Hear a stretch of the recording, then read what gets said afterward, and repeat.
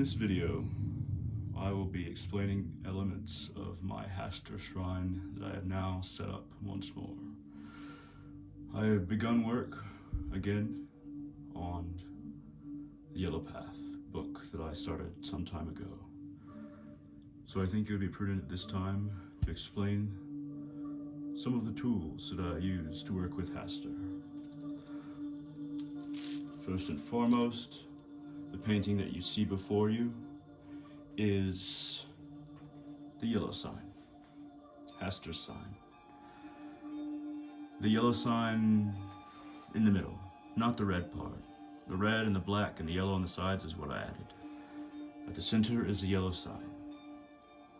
Second, I have this silver pendant that I ordered from Poland with the yellow sign upon it that I wear when I have begun working with Hastur once more. And there are 3 colors of candles that I find, you can use red sometimes too, but I find black, white, and yellow to be the most useful in working with Hastur.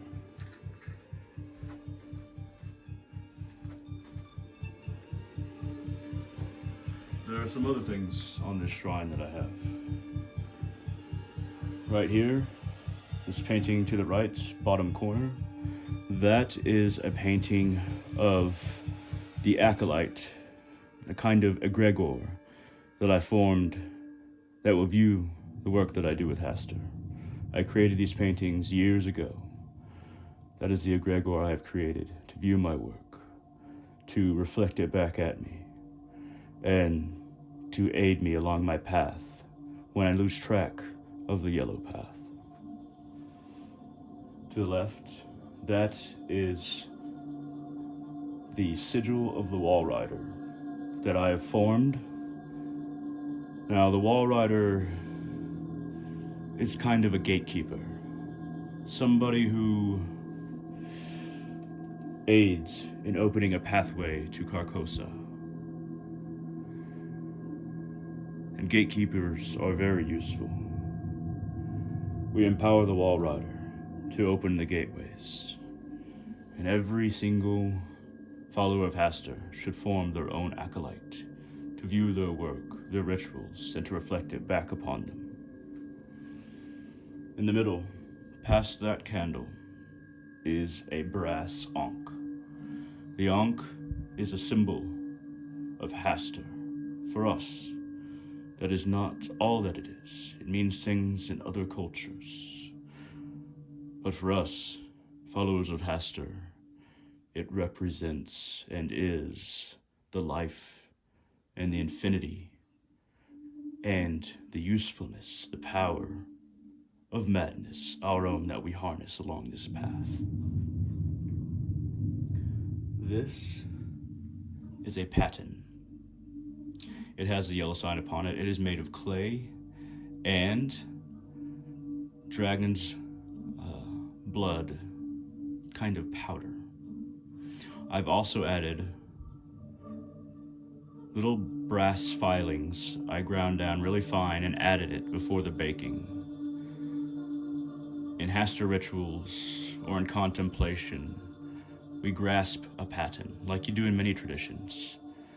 And as we think, we grasp it, or we can empower it and draw energy from it. It can be a focus and very apt to use in the hands as we contemplate madness and work with Hastur. It can be a thing of power if empowered. This is another paten, obsidian with the yellow sign upon it. I ordered this from India from a friend. And this is the sequence of numbers that are Hastur's, that is Hastur's sequence, 767 676 767. This is also a paten, but it's also a stone that can soak up all of our madness and focus it if we attune it just right. And we can draw upon it in our work with Hastur as well. These are artifacts and patterns. Below, just at the bottom of your view, is a piece of selenite upon a very old stone from a very old place. This selenite acts as a channeling gateway between us and Carcosa. Here, it kind of puts up a little bit of an energy field, but what it represents is the gateway between us and Carcosa, this selenite slab. The incense I have burning here is vampire's blood. Very sweet, but very pungent as well. Kind of the best of both worlds. Good for working with Hastur, as he is between dimensions in the void. Carcosa is a realm half remembered, one that we seek to attune to in our work, to aid Hastur in the greater work. I would highly suggest that you create paintings of your own if you want to work with Hastur.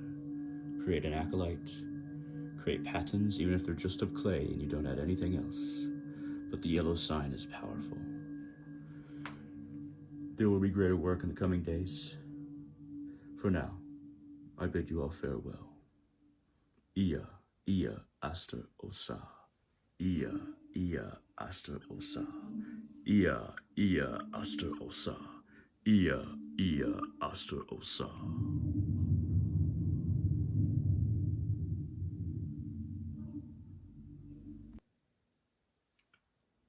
You see, Hastur needs our help. Well, need is a strong word. He'd like help. It can't be from just anyone, though, as that would be a useless rabble. Hastur would like help attuning Carcosa itself. Something happened there a long time ago, or far in the future. Time doesn't really work the same there. Carcosa is not whole, but exists as a half-remembered dream in the void between more obvious and formed dimensions. In this place, in the void, in Carcosa, what would you expect to find in a realm formed from the mind of a god of madness? Chaos? Destruction, perhaps? Not quite. Not at least when I see it in flashing visions. There is actually a profound sense of peace. One that you may find in an old shipwreck, long since crushed as it groans in stillness at the bottom of the deepest part of our seas. There is much chaos in getting there. But, like madness, once you arrive at, there is sweet and all-pervading calm. Hastur would like our help in fixing this place, not to make it more chaotic, but whole again. Those of us touched by madness can well understand this lack, for we often feel as if we are missing something, or need a focus for all this angst. Carcosa is this place of focus, of deeper truth. The yellow path leads